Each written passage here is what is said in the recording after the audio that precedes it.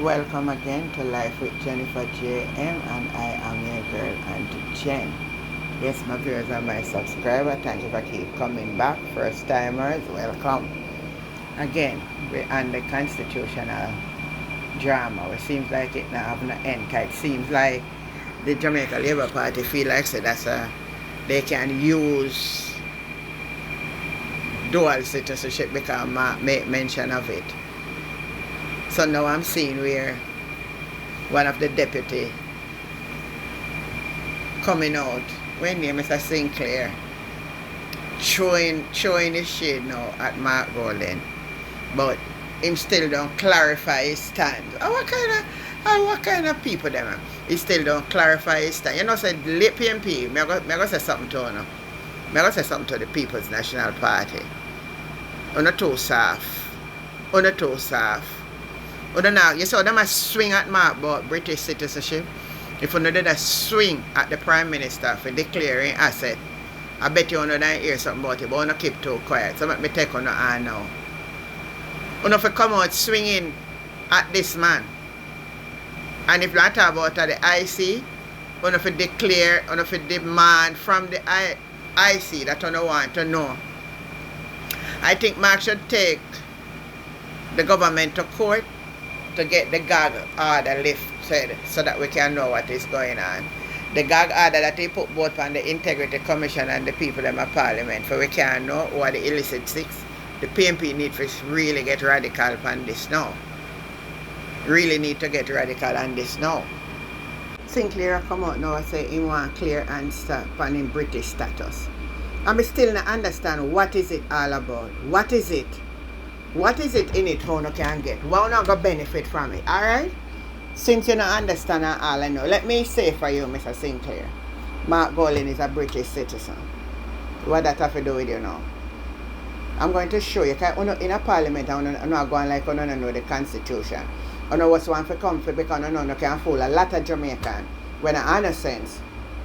We love and doubt and you can buy them vote on the face everybody not have no sense. Well, this is what the Constitution said.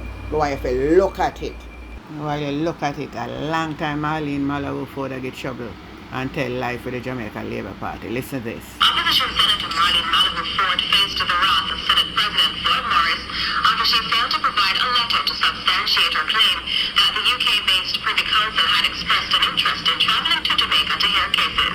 Our reporter Tanika Thomas was in Senate and found this report. Opposition Senator Marlene found herself on the wrong side of Senate President Floyd Morris during Friday's sitting of the Senate.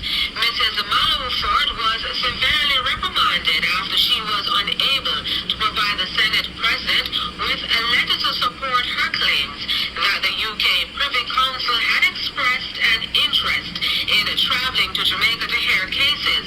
The opposition senator made the comments during her contribution on the three bills being debated to replace the UK Privy Council with the Caribbean Court of Justice, CCJ, on Thursday.